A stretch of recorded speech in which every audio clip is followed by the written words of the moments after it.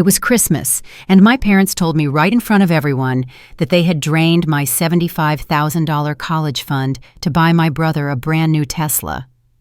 My mother didn't whisper. She smiled brightly and said it like it was a simple, undeniable truth.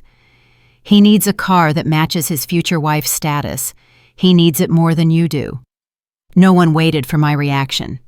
My brother Ryan laughed. His fiancée Chelsea scrolled through photos of the car I paid for without my consent. I sat there quietly the same way I always did because they were used to me swallowing things and moving on. What they didn't know was that the house we were sitting in wasn't theirs. It never had been. My name was the only one on the mortgage, the only one on the deed. A few days later, while they were out of town showing off that Tesla, I walked into the bank alone. I didn't talk about Christmas. I didn't talk about the theft. I asked one question. By the time my phone filled up with 50 missed calls, the locks were already changed, and the bank, not me, was the one explaining why. That Christmas wasn't the first time they chose him. It was just the last time I let it happen without understanding the leverage I held. My name is Riley. I was 27 years old that winter, and I had spent the better part of a decade being the quiet one. The one who worked 2 jobs through college, the one who saved every paycheck while my brother Ryan floundered from one startup idea to the next, each one funded by my parents, and each one dissolving within months. He was older than me by 3 years, but somehow I had always been the one expected to hold things together. Our family had gone through bankruptcy when I was 19. My parents lost their house in a small town in Ohio, and I was the one who suggested they move closer to the city where I was working. At the time, I thought I was helping. I thought my family was supposed to do that. I didn't realize I was building a trap for myself.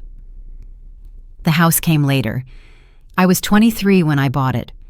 My parents didn't have the credit to qualify for a mortgage, and Ryan certainly didn't. I was the only one with a stable income and a clean financial record. My father asked me to put the house in my name just temporarily, just until they could get back on their feet. He said they would pay me back. He said they would transfer it into their names eventually. That never happened. For 4 years, my parents lived in that house rent-free. They didn't pay the mortgage. They didn't pay the property taxes. They didn't even pay for the repairs when the water heater failed or when the roof started leaking. I covered everything because I was told that's what family does. I was told I was being a good daughter. I was told that Ryan would find his path soon, and then things would balance out. Ryan never found his path. What he found was a woman named Chelsea, whose family owned a chain of car dealerships across 3 states. She came from money, and Ryan saw her as his ticket to the life he believed he deserved. My parents saw her the same way. Suddenly, everything became about impressing Chelsea's family. Everything became about making Ryan look successful. That's where the Tesla came in. The college fund had been set up when I was a child. My grandmother on my mother's side had left money for both Ryan and me when she passed away. Ryan's portion was spent within 2 years of him turning 18. Mine had been sitting in an account, growing slowly, waiting for me to finish my degree. I had added to it over the years with my own earnings. By the time I was 27, it held $75,000. The account was in my name. But my mother was listed as a custodian, a holdover from when I was a minor. I never thought to change it. I trusted her. She was my mother. That trust was the most expensive mistake I ever made. When my mother announced at Christmas dinner that they had used my college fund to buy Ryan a Tesla, she said it like she was telling me they had picked up groceries. Like it was a minor inconvenience that I would surely understand. Ryan needed to look successful when he met Chelsea's parents. Ryan needed a car that matched his future wife's lifestyle. Ryan needed it more than I did. No one asked what I needed. No one asked if I had plans for that money. No one asked if I was okay. I looked around the table at the faces of my family. My father was staring at his plate, avoiding my eyes. My mother was smiling, already moving on to the next topic. Ryan was leaning back in his chair with that smug expression he always wore when he got what he wanted. Chelsea was typing on her phone, probably posting about the car. I didn't say anything. I didn't cry. I didn't leave the table. I just sat there and let them believe that I had accepted it the same way I had accepted everything else they had taken from me over the years. But something was different this time. Something had shifted inside me, and I could feel it settling into place like a key turning in a lock. They didn't know about the mortgage statements that arrived at the house every month with only my name on them. They didn't know about the deed that listed me as the sole owner. They didn't know that every legal document associated with that property had my signature and no one else's. They had lived in my house for 4 years, and they had never once read the paperwork. That night, after everyone else had gone to bed, I stayed awake in the room I had grown up in. I didn't cry. I didn't call anyone. I just lay there in the dark and thought about every sacrifice I had made, every dollar I had saved, every time I had put their needs ahead of my own. I thought about the college fund that had taken me years to build. I thought about the house I had bought for them out of love and obligation. I thought about the way my mother had smiled when she told me that Ryan needed my money more than I did, and I made a decision. They thought my silence meant I had nothing left. They thought my quietness was a weakness. They thought I would swallow this the way I had swallowed everything else. They were wrong. The morning after Christmas, I woke up to the sound of my family making plans without me. Ryan was in the kitchen talking about driving the Tesla to meet Chelsea's parents in Connecticut. My mother was on the phone with someone discussing wedding venues and catering options. My father was reading the newspaper like nothing had happened, like the world hadn't tilted on its axis the night before. No one asked how I slept. No one asked what my plans were for the day. No one looked at me with concern or guilt or even curiosity. I was invisible in the way I had always been invisible, present, but unimportant, useful, but unremarkable. I made myself coffee and sat at the kitchen table while they talked around me. Chelsea came downstairs in silk pajamas, and suddenly everyone was focused on her, asking if she wanted eggs, asking if she slept well, asking if she had seen the photos Ryan had posted of the Tesla. I finished my coffee and went back to my room. Later that afternoon, I received a text message from my mother. It said, "You'll understand when you're older. Family means sacrifice." I read the message 3 times, then I deleted it without responding. Ryan sent me a message an hour later. It said, "Don't be dramatic, Riley. You can just take out student loans like everyone else. It's not a big deal." I didn't respond to that one either. Something had changed inside me, and I could feel it hardening into resolution. For years, I had tried to explain my feelings to my family. I had tried to make them understand why their favoritism hurt me, why their expectations were unfair, why I deserved the same consideration they gave to Ryan. Every time I spoke up, I was told I was being selfish. I was told I was jealous. I was told that Ryan was special and that I should be proud to support him. I was done explaining. The day after Christmas, I told my family I had some errands to run. No one asked what kind of errands. No one offered to come with me. They were too busy planning Ryan's trip to Connecticut, too busy talking about the impression the Tesla would make on Chelsea's parents. I drove to the bank alone. The branch was quiet when I walked in. Most people were still recovering from the holiday, still eating leftovers and watching football games. The waiting area was empty except for one elderly man filling out a deposit slip. I asked to speak with someone about my mortgage and my accounts. They assigned me to a loan officer named Susan Miller. She was in her 50s with reading glasses on a chain around her neck and a calm, professional demeanor. She didn't ask why I was there the day after Christmas. She didn't make small talk about the holidays. She just pulled up my information and waited for my questions. I told her I wanted to understand my rights as the owner of my property. I told her I wanted to know who was listed on the deed, on the mortgage, on everything related to the house. Susan looked at her computer screen and began reading off the information. The mortgage was in my name only. The deed was in my name only. There were no co-owners, no beneficiaries, no liens from other parties. The property belonged to me legally and completely. I asked about the college savings account that had been emptied. Susan pulled up those records too. The account was in my name. My mother had been listed as a custodian when I was a minor, but that designation had never been removed. The withdrawal had been made by my mother, but the account itself belonged to me. Susan used words I had never heard before in the context of my own family. Unauthorized withdrawal, breach of fiduciary duty, potential fraud. I sat there in that quiet bank office and listened to a stranger explain to me that my mother had essentially stolen $75,000 from me. The law didn't care that we were family. The law didn't care that my mother thought Ryan needed the money more. The law saw what had happened for exactly what it was. I thanked Susan for her time and asked her one more question. I asked what my options were regarding the house. She told me that as the sole owner, I had complete control over the property. I could sell it. I could rent it. I could ask anyone living there to leave. There were no legal obstacles standing in my way. I walked out of the bank into the cold December air and stood on the sidewalk for a long time. My phone was in my pocket, and I could feel it buzzing with messages from my family. They were probably wondering where I was. They were probably annoyed that I wasn't there to help with something. I didn't check the messages. I got in my car and drove back to the house where my family was living rent-free on my mortgage. I walked past them in the living room where they were watching television and laughing about something. I went to my room and closed the door. That night, I received another text from my mother. It said, "We're leaving tomorrow for Ryan's trip. Make sure you water the plants and check the mail while we're gone." I read the message and felt something settle into place inside me. They still thought I was the same Riley who would do whatever they asked. They still thought I would take care of their house while they were away, even though it wasn't their house at all. They were about to learn the difference between what they assumed and what was true. That was when I stopped asking what was fair and started asking what was legal. The morning my family left for Connecticut, my mother gave me a list of things to do while they were gone. Water the plants in the living room. Check the mail every day. Make sure the thermostat doesn't go above 68. Call the plumber if the sink in the guest bathroom starts leaking again.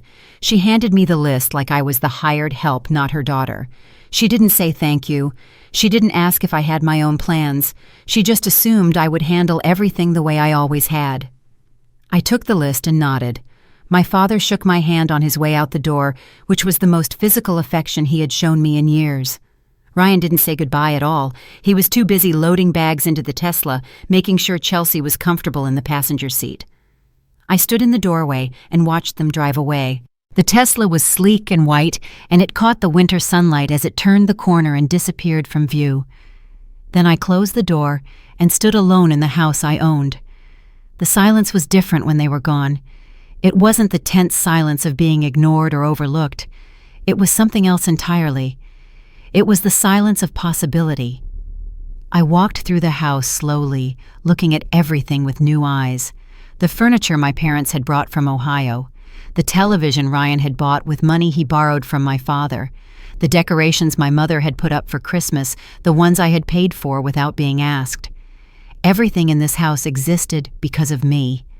My credit, my income, my willingness to sacrifice. But nothing in this house belonged to me except the house itself. I went to the filing cabinet in the spare room where my father kept what he called the important papers. He had never organized them properly, just shoved them into folders and forgotten about them. I opened the cabinet and started going through the contents. Mortgage statements addressed to me, property tax notices addressed to me, insurance documents addressed to me. Every piece of paper that mattered had my name on it and no one else's. My parents had lived here for 4 years. They had received mail at this address, slept in the bedrooms, used the kitchen and the bathrooms and the backyard. But they had never once opened these envelopes. They had never once looked at the legal reality of their situation. They believed they lived in their house because I had let them believe it. I had never corrected the assumption because I had been taught that family doesn't keep score. I had been taught that generosity should be invisible, that sacrifice should be silent. I was done being silent. I picked up my phone and called a real estate attorney. I explained my situation in simple terms. I owned a house. People were living in it without paying rent. There was no lease agreement. I wanted to know my options. The attorney asked a few questions and then gave me answers that confirmed what Susan at the bank had told me. As the sole owner, I had complete authority over the property. The people living there were occupants at will, meaning they could be asked to leave at any time. There was nothing stopping me from selling the house except my own hesitation. I thanked the attorney and ended the call. Then I called a real estate agent. The agent's name was Marcus, and he specialized in quick sales for motivated sellers. I told him I had a property I wanted to sell as soon as possible. I told him the current occupants would be vacating before closing.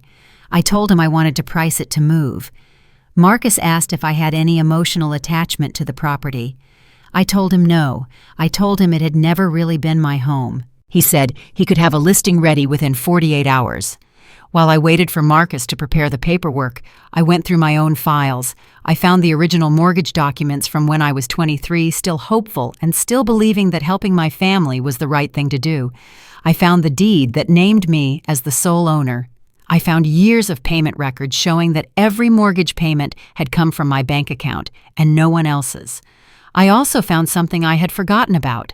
A letter from my grandmother written before she passed, explaining why she had left money to both Ryan and me. She had wanted us to use it for education, for building futures, for becoming independent. She had trusted that her gift would be honored. My mother had taken that gift and used it to buy Ryan a car. I put the letter back in its folder and closed the filing cabinet. That evening, I signed the listing agreement with Marcus. He told me the house would be on the market by morning. He told me that in this market with this price, we could have an offer within a week. I asked him what would happen if the current occupants tried to interfere with the sale. He said they had no legal standing. They weren't on the deed. They weren't on the mortgage. They weren't even on a lease. In the eyes of the law, they were guests who had overstayed their welcome. I signed my name at the bottom of the agreement and felt something release inside my chest. It wasn't relief exactly.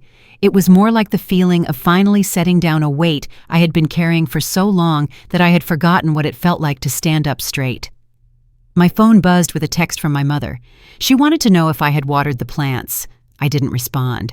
They never read the paperwork when it benefited them, so I didn't read them into my decision either. The call from Marcus came 2 days later, and it wasn't the congratulatory call I had been expecting.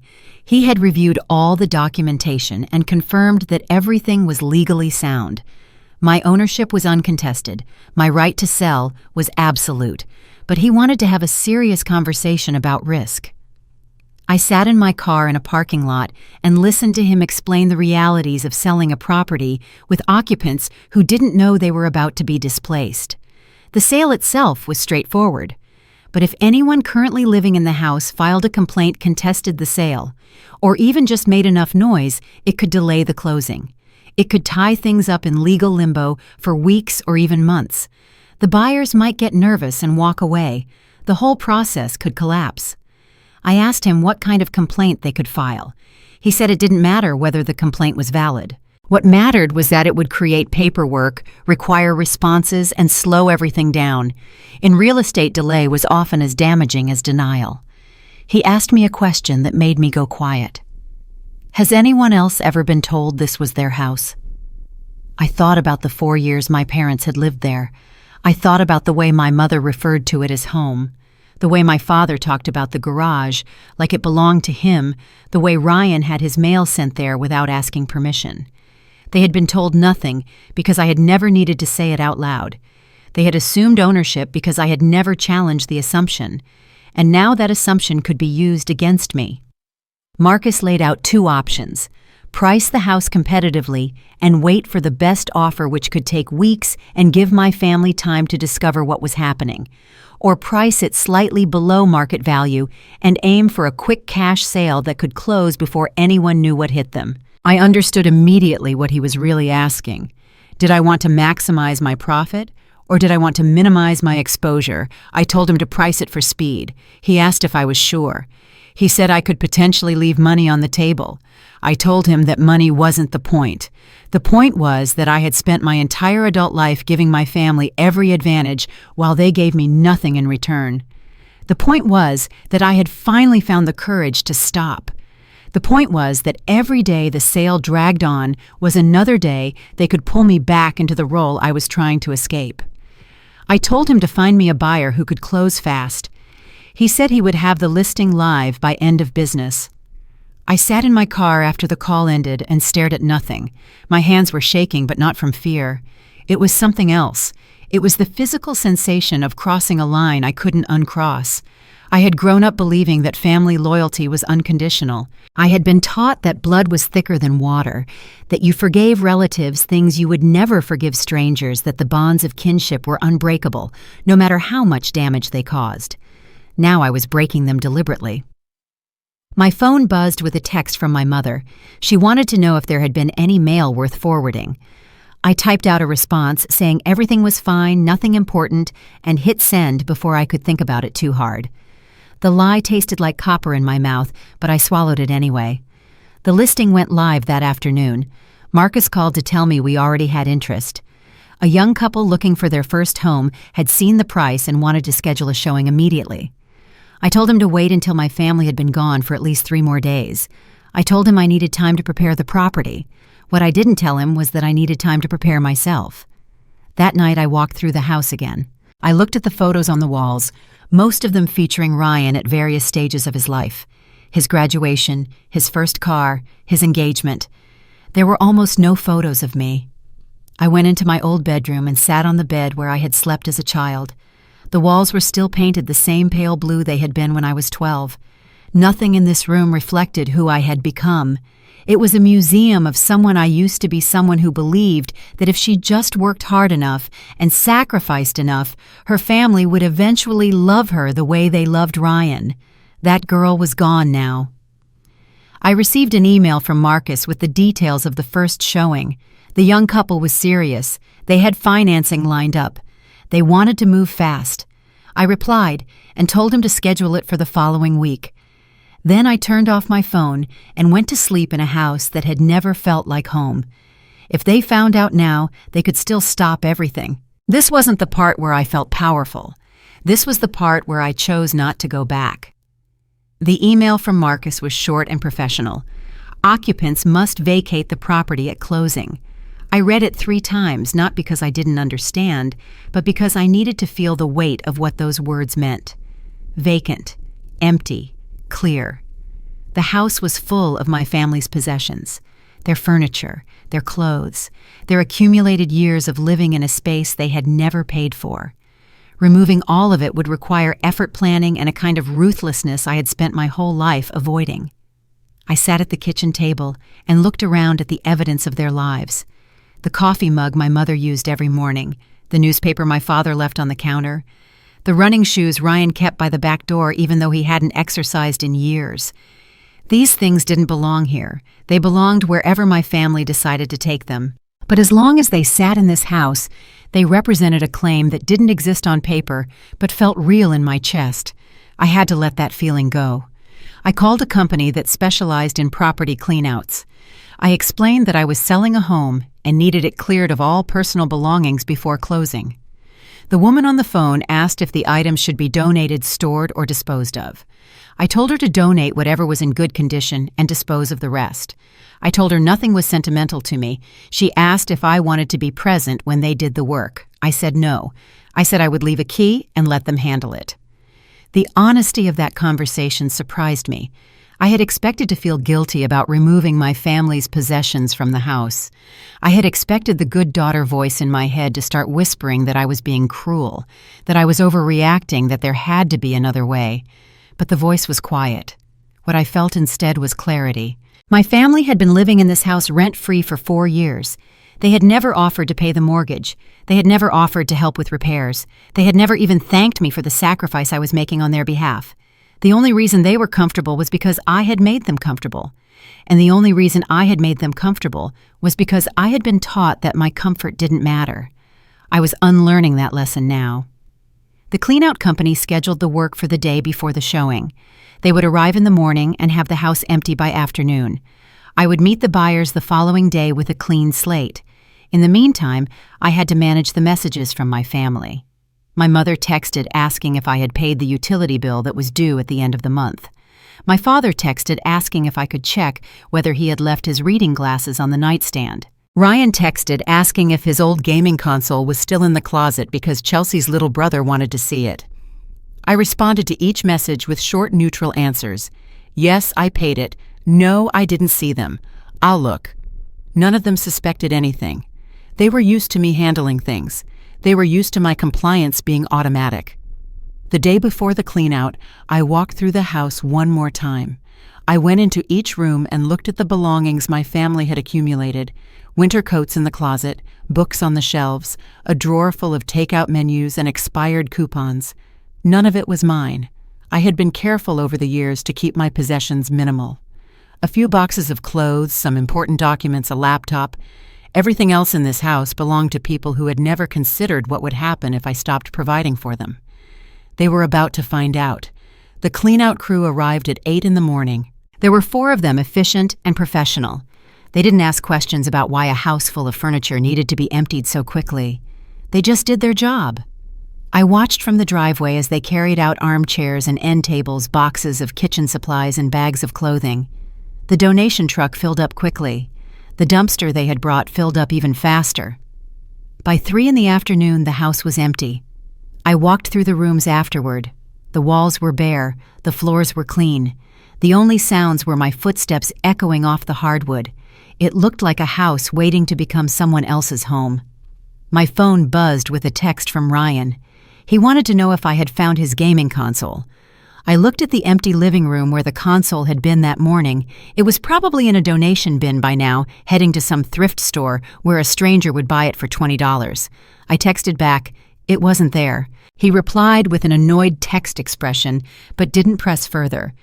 That night, I slept in a hotel near the bank. I didn't want to be in the empty house. I didn't want to feel the absence of my family's things. I wanted to start the next chapter of my life without looking back at what I had cleared away. I didn't take their home. I took back my permission. The morning of the closing, I woke up before my alarm. I showered and dressed in clothes I had bought the day before. Nothing fancy, just clean and professional. I ate breakfast at a diner near the bank and watched the early morning traffic through the window. People going to work, people living their normal lives. People who had no idea that today was the day I would finally stop being my family's safety net. The bank branch was quiet when I arrived. Susan Miller was already there waiting for me with a folder of documents and a calm, professional smile. She asked if I was ready. I told her I was. We sat in her office and she began walking me through the paperwork. The loan payoff statement showing the remaining balance on the mortgage. The title transfer documents that would convey ownership to the buyers. The disbursement schedule showing where the proceeds would go. Every page had my name on it. Every signature line waited for my pen. Susan paused at one point to verify some information. She flipped through the file, checked something on her computer, and then said something that stopped my breath.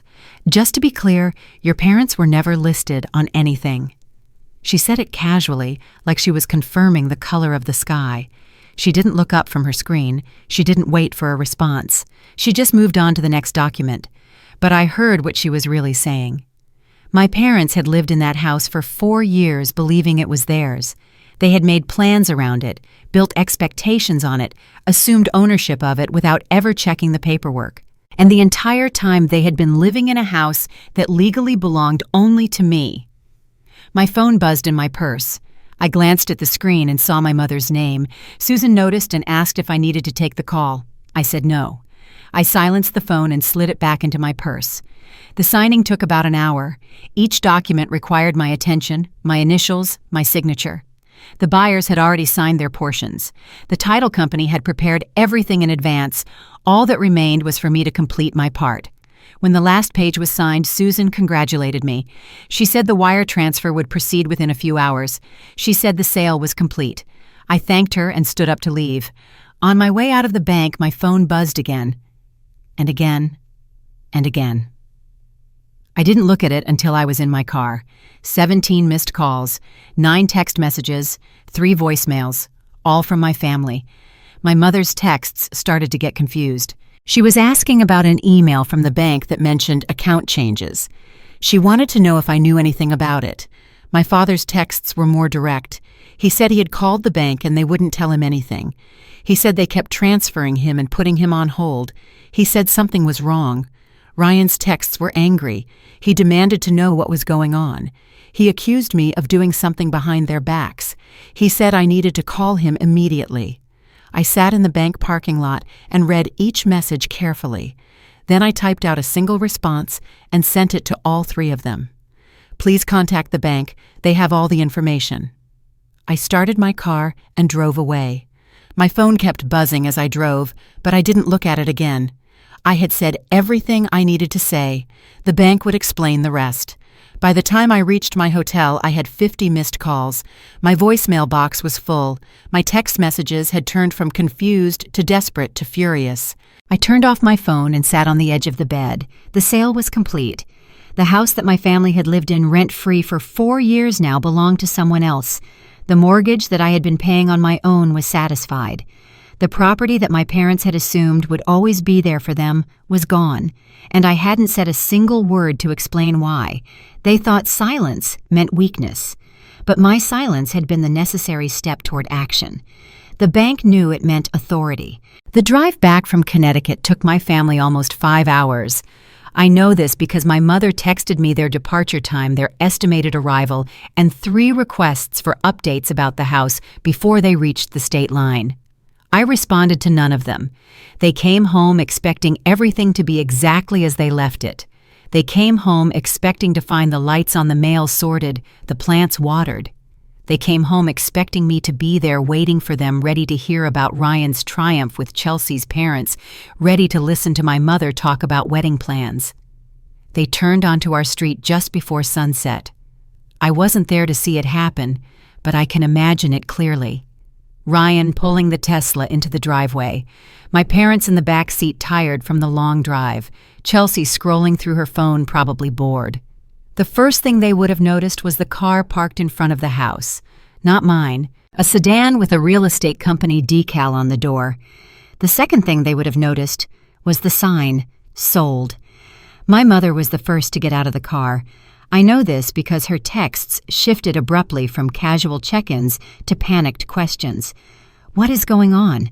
Why is there a sign in the yard? Where are you? My father tried the front door. His key didn't work. They stood on the porch of the house they had lived in for 4 years and discovered that they couldn't get inside. The locks had been changed. The windows were dark. The welcome mat my mother had bought 3 Christmases ago was gone. Ryan started pounding on the door. I know this because the neighbors told me later. They said they could hear him shouting from across the street. They said my mother was crying. They said my father just stood there with his hands at his sides, looking at the house like he didn't recognize it.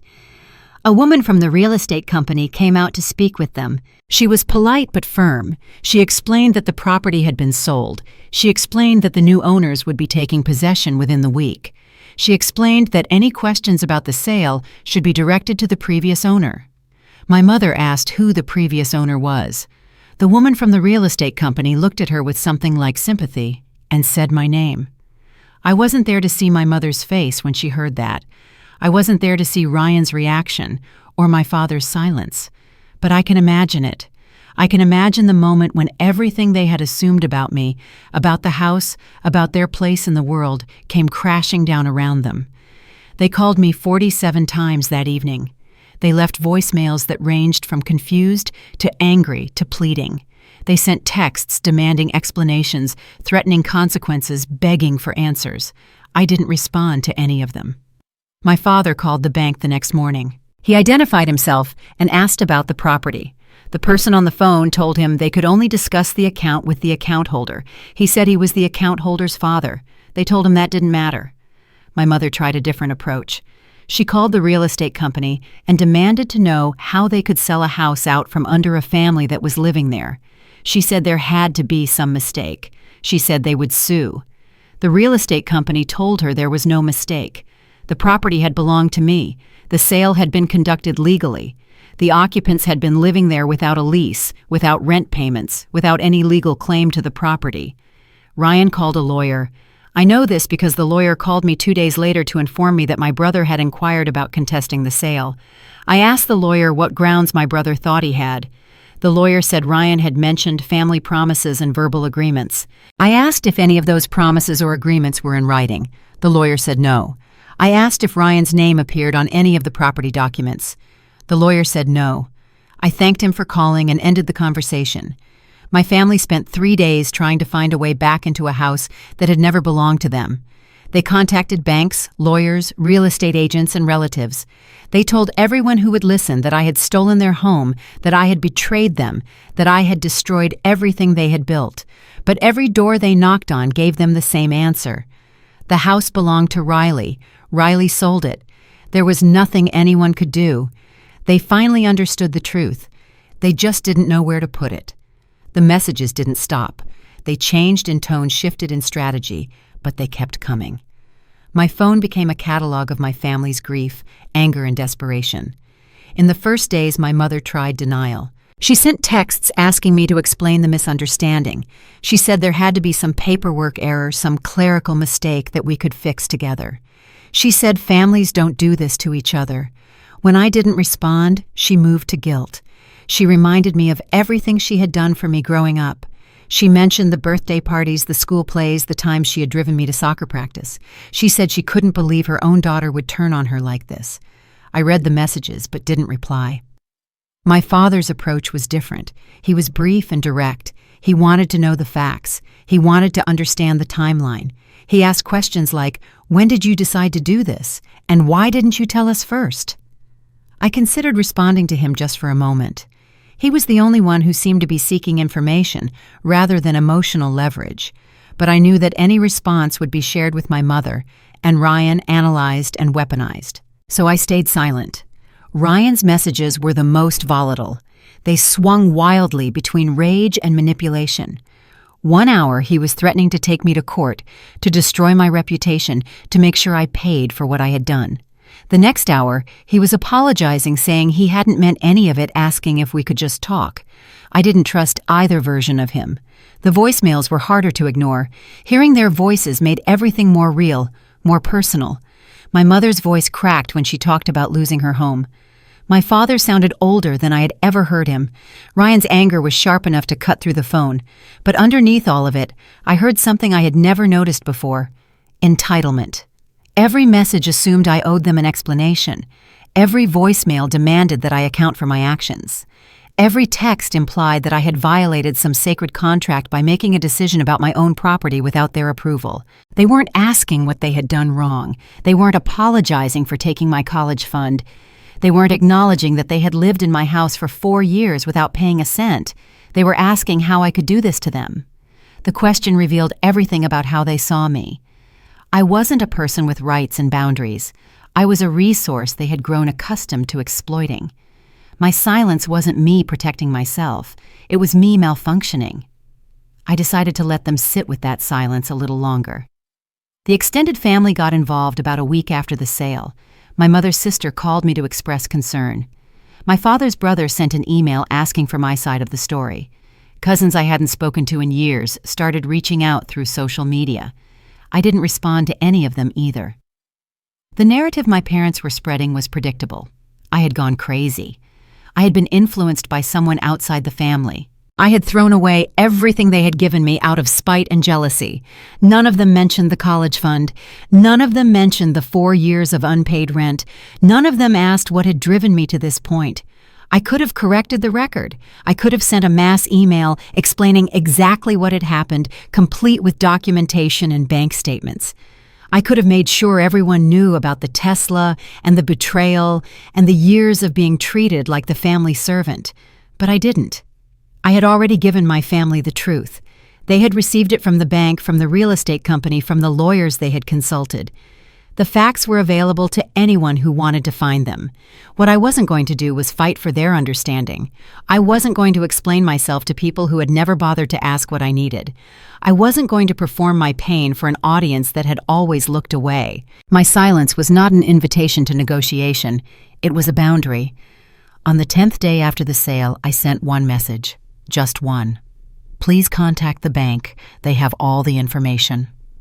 That was it. That was all I owed them. I didn't owe them an explanation. I had already given them the truth.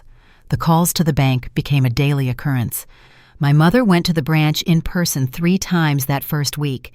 Each time she brought different documentation. Old utility bills with the house address, Christmas cards that had been mailed there, a photo of herself standing in front of the house as if that proved anything. Each time the bank told her the same thing. They could only discuss the account with the account holder. She asked to speak with a manager. The manager said the same thing. She asked if there was some form she could fill out, some process she could follow to get access to the information. The manager said no. The account was in my name. The decisions about that account were mine to make. Her relationship to me was irrelevant. My father took a different approach. He called the mortgage company directly and tried to claim that there had been a verbal agreement between us, that I had promised to transfer the house to them eventually, that the sale had been conducted fraudulently. The mortgage company asked if he had any documentation of this agreement. He said no. They asked if his name appeared on any of the loan documents. He said no. They told him they couldn't help him. Ryan went straight to a lawyer, a friend of a friend who specialized in real estate disputes. He paid for a consultation and came out of it with nothing. The lawyer told him that without any written agreement, any documentation showing shared ownership, or any evidence that he had contributed to the mortgage payments, he had no legal standing to contest the sale. Ryan asked about suing me for emotional distress. The lawyer told him that wasn't how emotional distress claims worked. Ryan asked about fraud. The lawyer asked what fraud had been committed. Ryan said I had tricked them into thinking they owned the house. The lawyer asked if I had ever actually told them they owned the house. Ryan couldn't answer that question. The consultations with lawyers and banks and real estate companies continued for weeks. My family burned through savings they couldn't afford to lose, chasing a reversal that was never going to happen. Meanwhile, the truth began to spread. Neighbors who had witnessed the scene on the day my family returned started talking. They mentioned the sold sign, the locked doors, the shouting. They mentioned that they had always thought the house belonged to me because that's whose name was on the mailbox. Relatives who had initially sided with my parents started asking questions. They heard my mother's version of events, and something didn't add up.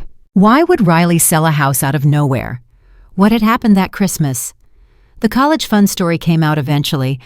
I don't know who told it first, maybe one of my cousins who had overheard something at a family gathering, maybe one of my mother's friends who had been present when the Tesla was revealed. But once it was out, everything shifted. People started calling my parents instead of me. They started asking how they could have drained their daughter's college fund without her permission. They started asking why Ryan needed a Tesla so badly that it was worth destroying Riley's future. My mother tried to explain. She said Ryan needed to impress Chelsea's family. She said it was a good investment in his future. She said Riley would understand eventually. No one seemed to think that was a good answer. My father stopped defending the decision publicly. He started deflecting questions about the money, changing the subject whenever it came up. He knew how it sounded. Ryan's engagement started showing cracks. Chelsea's family, who had been so impressed by his Tesla and his confidence, began asking questions about his financial stability. They wanted to know where he lived, what he owned, how he planned to support their daughter. Ryan didn't have good answers. The wedding that had been planned for the following spring was quietly postponed.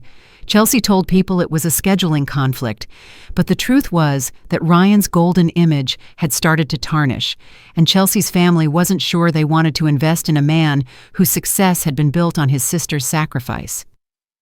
I watched all of this from a distance. I didn't gloat. I didn't comment. I didn't respond when people reached out asking for my side of the story. The truth was doing its own work. By forcing them to face the legal facts, I took away their story. When the legal avenues failed, my family turned to the only weapon they had left: guilt. The messages stopped demanding explanations and started demanding remorse. My mother wrote long texts about how I was tearing the family apart, how my grandmother would be ashamed of me, how I was ruining my relationship with my brother forever. She said families don't keep score. She said blood is thicker than water. She said I would regret this when I was older and alone and had no one to take care of me. I read the messages and recognized the pattern. These were the same arguments I had heard my entire life, the same emotional levers that had been used to keep me compliant and useful. They had worked before because I had wanted them to work.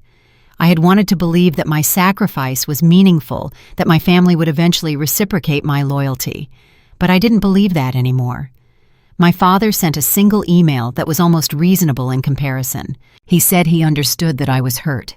He said he wished we could have talked about this as a family before I made such a drastic decision. He asked if there was any way we could find a path forward together. For a moment, I considered responding.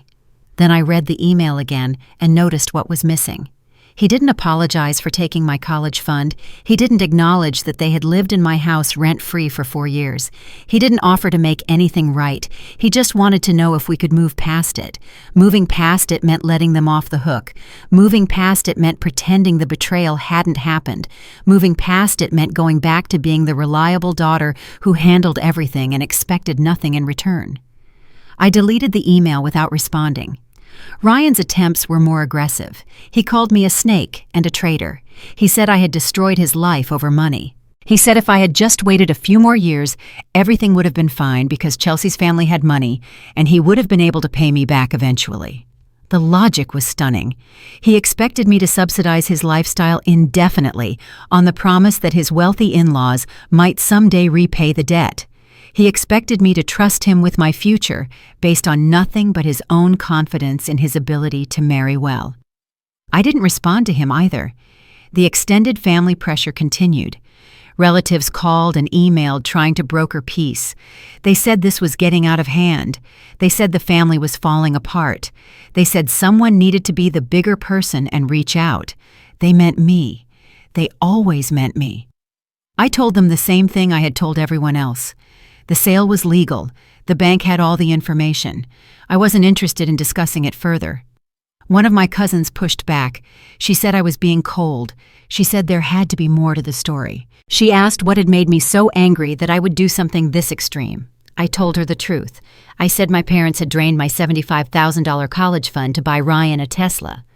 I said they had lived in my house rent-free for 4 years while I paid the mortgage alone. I said they had expected me to continue sacrificing indefinitely while they prioritized my brother's comfort over everything else. My cousin was quiet for a long time. Then she said she hadn't known about the college fund. I said most people didn't. She asked why I hadn't told anyone sooner. I said I had spent years trying to be the kind of daughter who didn't complain, who didn't keep score, who put family first no matter what. I said it had taken me too long to realize that being that kind of daughter was destroying me. She didn't have a response to that. A few days later, my mother sent one more text. It said, "What do you want from us?" I thought about the question for a long time before I answered. Then I typed out my response and sent it. "I'm not fixing what I didn't break." They weren't fighting for a home anymore. They were fighting to stay in control, and they were losing. Ryan's downfall didn't happen all at once. It happened in small moments, in questions he couldn't answer, in silences that stretched too long. It happened in the way people started looking at him differently, like they were seeing him clearly for the first time. The Tesla was the first thing to become a liability. In the beginning, it had been a symbol of success. Ryan had driven it to Chelsea's parents' house that Christmas, parked it in their driveway, like a trophy let them admire the sleek lines and the spotless interior. But now people were asking questions. "How did you afford that car, Ryan? Didn't your sister have a college fund? Where exactly did that money come from?" Ryan didn't have good answers. He tried to deflect, to change the subject, to explain that it was complicated. But the more he talked, the worse it sounded. He couldn't describe the car without describing the sacrifice that had paid for it. Chelsea's family started doing their own research. They were wealthy people accustomed to evaluating potential investments. And whether Ryan realized it or not, that's exactly what he had been to them, a potential investment. They had liked his confidence, his ambition, his apparent success. Now they were looking at the actual numbers. Ryan didn't own a house. He didn't have significant savings. His employment history was a series of startups that had gone nowhere. The Tesla was financed with money taken from his sister without her consent. They started asking Chelsea hard questions. What assets does Ryan actually have? Where would you live after the wedding? Who would pay for the lifestyle you're expecting? Chelsea didn't have good answers either. Ryan tried to spin the situation. He told Chelsea's family that the house situation was temporary, that there had been a misunderstanding with his sister, that everything would be resolved soon. He said Riley had always been jealous of him, that she had acted out of spite that the family would work things out. But the story didn't hold up under scrutiny. Chelsea's father made some phone calls. He talked to real estate agents, to lawyers, to anyone who could tell him what had actually happened. And what he learned didn't match what Ryan had been telling them. The house had been Riley's. The college fund had been Riley's. The sale had been completely legal. Ryan hadn't been cheated. He had simply lost access to resources he had never earned. The engagement didn't end with a dramatic confrontation. It ended with a quiet conversation between Chelsea and her parents, followed by a quieter conversation between Chelsea and Ryan. She told him she needed time to think. Then she stopped returning his calls. The wedding was officially postponed 3 weeks after the house sale. Chelsea's family released a vague statement about scheduling conflicts and family circumstances, but everyone who knew the story understood what had really happened. Ryan's golden image had crumbled. He had built his entire identity on the promise of success, on the assumption that good things would always come his way, because he was special, because he was the favorite, because the universe owed him a good life. Now he was 30 years old with no house, no stable income, no fiancé, and a Tesla that had become a monument to his family's dysfunction. I heard about his struggles through relatives who couldn't help gossiping. He was sleeping on a friend's couch. He was trying to sell the Tesla, but couldn't get a good price because he still owed money on it. He was applying for jobs that were beneath what he had always imagined for himself. Part of me felt something for him. Not sympathy exactly, but recognition. He had been damaged by the same family system that had damaged me. He had been told he was special when what he needed was accountability. He had been given everything except the tools to build something himself. But I couldn't save him. I couldn't even want to save him. He had to figure out his own path now without my resources to fall back on, without my sacrifice to cushion his failures. I received one last message from him during this period. It wasn't angry like his earlier texts. It wasn't demanding or accusatory. It just said, "Why did you have to do it this way?" I didn't respond, but if I had, I would have told him the truth. I did it this way because it was the only way left. Because asking hadn't worked. Because explaining hadn't worked. Because being patient and understanding and forgiving hadn't worked. I did it this way because he had never once asked what I needed. Ryan didn't lose his future because I took something from him. He lost it because for the first time, everyone saw what had never actually been there. The manila envelope sat on my kitchen table for 3 weeks before I finally opened it. It was the same kind of envelope I had used for years to organize important documents, mortgage statements, tax returns, insurance forms, all the paperwork that kept life running smoothly, all the responsibilities that someone had to manage. I had always been the one managing them. This envelope was different. It didn't contain obligations to other people. It contained the final documents from the sale of the house, the confirmation of the wire transfer, the closing statement showing exactly how much money had come my way. I sat down with a cup of coffee and spread the papers across the table. The numbers were clear. After paying off the remaining mortgage and covering the closing costs, I had walked away with a substantial sum. Not life-changing wealth, but enough to give me options I had never had before. The college fund was gone. That money would never come back.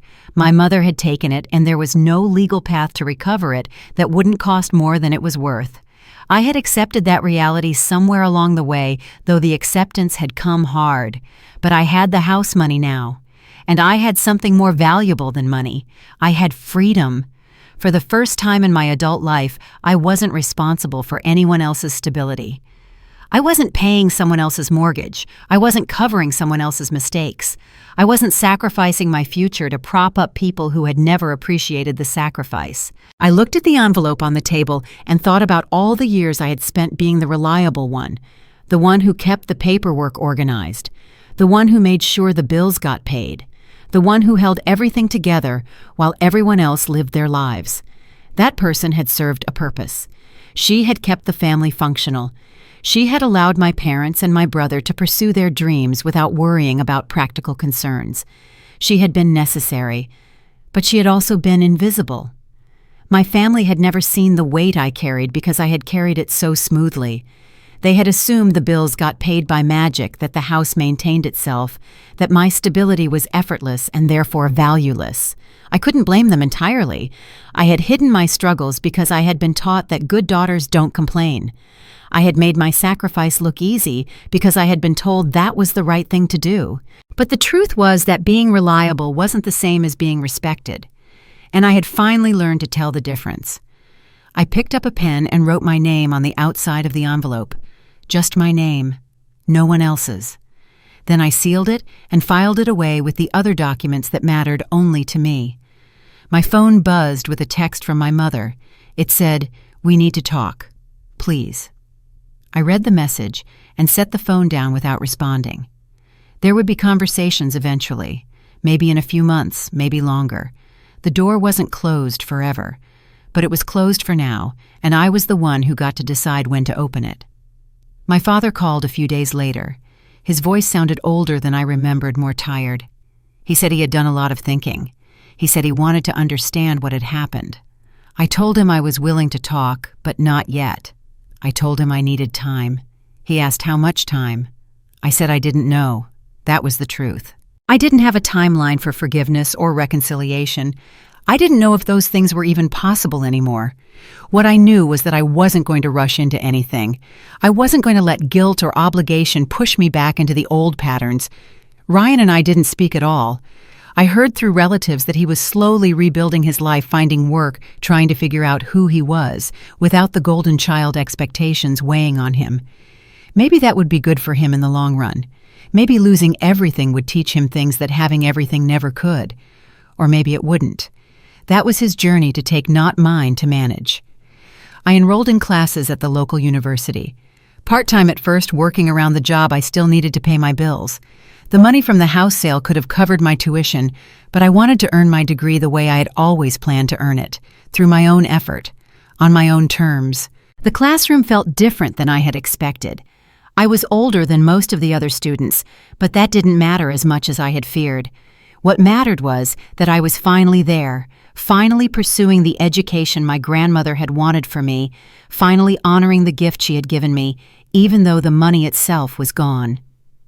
Some nights I sat in my apartment and thought about everything I had lost, a family that functioned even badly, a brother who might have become someone better if we had both been treated fairly, parents who could have been proud of me if they had ever learned to see me clearly. But I also thought about everything I had gained: independence, self-respect, the knowledge that I was capable of making hard decisions and living with the consequences. Those things didn't fill the empty spaces completely, but they were mine. They couldn't be taken away. I looked at the manila envelope on my shelf, sealed and labeled with my name. I didn't sell the house to punish them. I sold it because it was the first thing in my life that I didn't keep in a manila envelope for someone else. If you've ever been the one holding everyone else's paperwork, I'd love to know what finally made you put it down. Did you hand it back, or did you close the envelope?